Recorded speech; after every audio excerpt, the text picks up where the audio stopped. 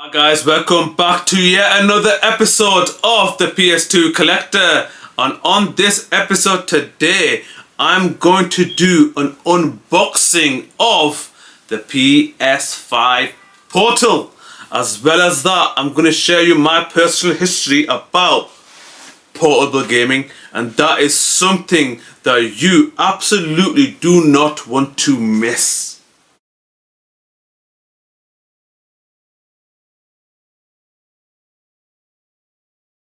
Guys, so I'm going to try to do this video in one take, so I'm going to try my best. So, the history of portable gaming. Now for me, where did it all begin?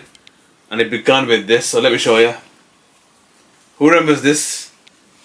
The Game Boy SP, look at that. This was my first ever portable console.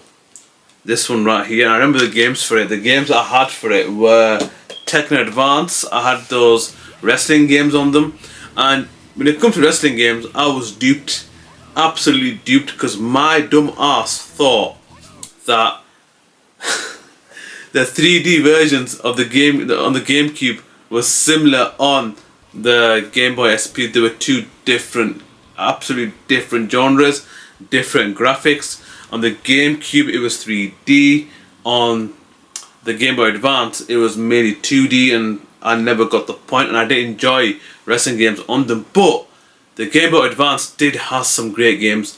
Tekken Advance, brilliant game. It also had what do you call it, the Mario games, the Legend of Zelda, the Cap Miniature or Miniature Cap, if I remember, games such as that. And then fast forward to 2005, it was a war of sorts between the Nintendo DS and the PSP. These two had a war, and it was an absolute one-sided war, because the DS whooped the PSP. Absolutely whooped the PSP. Look at these. I got the games here. Let me show you. I've got the games here. Right here. Look at all these DS games I had. Phoenix Attorney vs. Professor Layton, Tekken 3D Prime Edition, Ocarina of Time, Goated Games, and so on and so forth. Loads of great games came out on the Nintendo DS. The PSP, for me, for the time, it was a really good start for PlayStation on the portable genre, because the PSP, even though it was destroyed by the DS, had some great games for it. The games that I used to mainly play on it were Final Fantasy VII Crisis Core. I played Tekken 5 Dark Resurrection. The SmackDown games were terrible, absolutely terrible on the PSP because of those horrendous loading times. But I remember, if you have SmackDown vs. 2006, if you want to lock Jake the Snake Roberts, you have to buy, at the time, a £250 PSP to unlock Jake the Snake Roberts. But since I had the PSP version and the PS2 version, I thought, you know what, let's give it a go. And yeah, I got Jake the Snake on my PS2 version, and that is ridiculous. It was going to pay £250 for one character. But I digress. And then we got the Nintendo 3DS, which is a much better DS, and it adds a bit more 3D onto it. And I got the see-through blue limited edition, and doesn't that look awesome? Look at the design on this. Absolutely love this. And then for me, my next portable console, hang on, let me put this back, let me get the switch out of the way, was a heartbreaker for me, and that was the PS Vita. I feel like Sony abandoned the Vita for the PS4, and it's a tremendous shame, because the Vita for its time was a good idea. To have PS3 games or quality games on the go was a terrific idea, but Sony thought, you know what, it's too expensive to make for, and I do understand. And loads of great games. Let me show you my games for the PSP. I'm just going to put my camera over here. Let's bring you over. Look at all these games I've got on for the PS Vita. So mainly these are Japanese imports, such as visual novels, because you know I'm a trophy hunter, so I like getting those platinums. And yeah, so loads of PS Vita games came out for the Vita, especially in Japan. It was really solid in Japan. And Uncharted Golden Abyss and God of War Collection, those go for quite a penny at the moment. But yeah, PS Vita for me, it was let down by Sony, and as of yet, we have not got an official portable console since. And there's been a lot of rumors that there's going to be a PSP 2, which I'm eagerly waiting news for.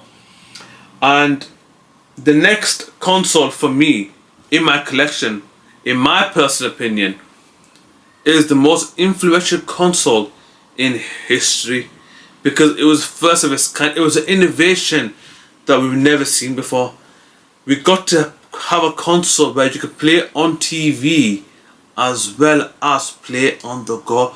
To have a hybrid console was unheard of, and Nintendo were playing a huge gamble here, because for me, the Wii was a failure. I don't care how much it sold, don't get me wrong, it sold a lot, it was successful commercially and financially, I understand that. But for me, the Wii did not sell quality games, and the Switch had to deliver. It just had to deliver, and boy, let me tell you, it delivered. And then some, because if you think about it, let me show you. If you think about it, this console is generational, and it is the second highest selling console of all time, and in my opinion is gonna break the record of the PS2. This is a phenomenal console, absolutely generational, and I can't recommend this console enough. And as this video, I watched the Nintendo Direct, and I can't wait to get the Nintendo Switch 2, because the expectations, the hype for Switch 2, I just hope it delivers, because the games and the legacy that the Switch has left, it has big shoes to fill. Look at the games that came out for the Switch. Let me show you, man. Let me show you. Breath of the Wild, greatest game of all time. Tears of the Kingdom. These two games, if you've not played it, get it on the Switch 2. That's my personal opinion for you guys. If you're gonna get this game or you're new to the game, wait until the enhanced edition comes out for the Switch 2, because I think that that's gonna be something worth playing, especially in high definition. And where we got Super Mario Odyssey, one of the greatest games to ever come out on the Switch, and one of the greatest games of all time, up there with Breath of the Wild. I've also got Xenoblade Chronicles. I've got Super Mario 3D World and Bowser's Fury, which is another great game. I've also got, let me have a look, Kirby and the Forgotten Land, Tiger Tasmanian Tiger, Metroid Prime, Super Mario Bros. Wonder, so many games. Let me show you. Let me get my camera, let me show you. I make a lot of mess here. So if you look at this, these are my Switch games at the moment. Not that much, because I don't normally collect for the Switch. If I do get a AAA game, I mainly get it on the Xbox Series X as well as the PS5. And yeah, guys, I always look towards the best. If it comes to like AAA games, I always look at the best console for me to play that game. And unfortunately, the Switch does not hold a candle when it comes to graphics compared to the PS5 and the PS4. And then in about 2022, a console came out, and this is a digital only console. And I think that if you got so many games, if you look at myself, I've got so many PS2 games. If you look over here, I can't just, it comes to a point where I can't just, get my PS2 out. I've got my PS2. Well, PS2, there it is. Can't just, get this out and then put it into TV and, set everything up. It takes time. It takes time. But what is the answer to that? If you have so many PS2 games, if you want it all in one device, what is the best answer? Now let me tell you, all those problems were answered when this came out, the Valve Steam Deck. Now I can put the entire PS2 library into this device. What game am I playing at the moment? I'm playing PS6, so this is a modded version of PS6 I'm playing at the moment.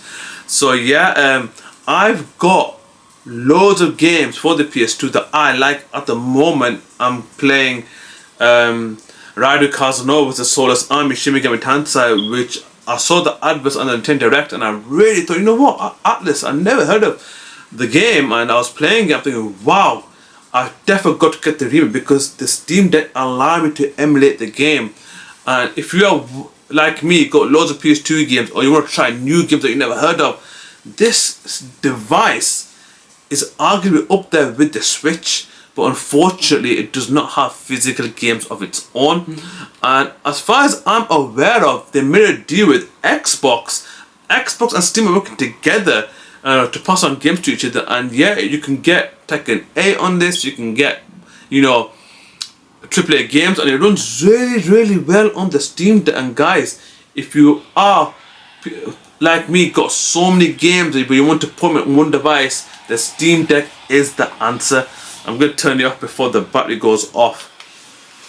So back to the main reason of this video, and that is the unboxing of the PS5 Portal.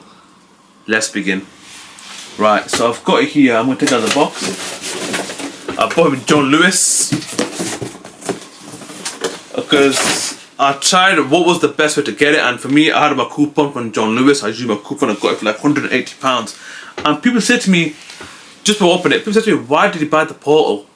And for me personally, it's just that I want to play PS5 games on the go. It's just that I can't physically be with my PS5 all the time, especially if you have kids and you don't have time to play it.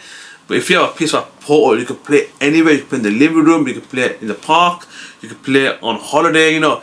It just saves a lot of time. And for me, as a trophy hunter, I have now, when I have kids in my personal work, I have no time to get platinums, but now this system allows me to get platinums, allows me to complete RPGs to the fullest completion, which I really want to do because I've got so many games unfinished because I thought, you know what, I've done the story, I have no time to complete the game, on to the next game, because there's so many great games coming out this year, so many great games that I just don't have time for all of them. But the PS5 Portal will help me lower my backlog, and if you have to do that, I can't complain. So let's begin. So the PS5 Portal, here you go, look at this.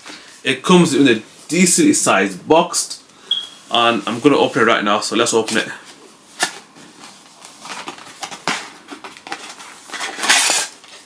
Right. Damn, that fell off. Right, let's open it. So it comes with, I'm just going to design the inward box. So this is the inward box, and yeah, let's begin. Right, so I'm going to unwrap this bad boy here. Alright. Right, here we go, the moment of truth. Here we go. Ladies and gentlemen, the suspense is unreal. Look at the size of this. That is awesome. Just look at that. Look at that. Let's compare it to other handhelds. I'm going to take the screen protection, should I? I'll leave the screen protector on because I don't want to get the screen, you know, dusty, because I've got a lot of old consoles. Look at the size comparisons with these. So PSP can barely fit on the screen. Look at that, it can barely fit on the screen. The Vita can barely fit. Look at the size comparison. This was a previous generation portable console. I don't count the Portal as like an official console. It's just a streaming device. But look at the size difference. It's ridiculous. Look at the, I'm not even going to compare the DS. Look at the screen, the DS compared to the Portal. It is mad. It is absolutely mad. Let's see the Switch comparison. The Switch comparison, to be fair, it's not that bad. If you look at it now, it's not that bad. But the Switch 2, it's going to see how it compares with that. And let's compare to finally a modern day Steam Deck. For me, these two are near the same size. I think they are the same size. If you look at the difference, they are actually the same size. And the guy on Twitter, his name is Mark88. I'm going to put his TikTok on the video below. He has in-depth detail of what the Portal does, and he explains and in great detail to let you know, is the Portal for you, is it worth the price? And he got me convinced, and for me, I think it is worth the price because I've got so many games to play, and this will help me clear a lot of backlogs because I've got Gungrave, Miles Morales, Clonova, Tales of Arise. I've got loads of games to play, and I would love to take some games with me abroad. There is negativity. It only plays one game at a time, but if you have bought games digitally, this is absolutely for you. This can be your Steam Deck. If you have a PS5, this can be your Steam Deck. And guys, I'm gonna take the sticker off now to show you brand new how it looks like. And hopefully it gets a reflection. Look at that. I'm gonna show you the back and how it holds. Look at that. That is one handsome man right there. But yeah, this is this Portal, and I can't wait to play it. I'm gonna give you my thoughts and my opinion once I played it. And guys, I know this is a short video. I know it was, a lot of information going out. If you want to know more about the Portal, put in the comments below. And if you want to know about Mark88's TikTok videos on channel and all his in-depth detail about the Portal, his link is down below.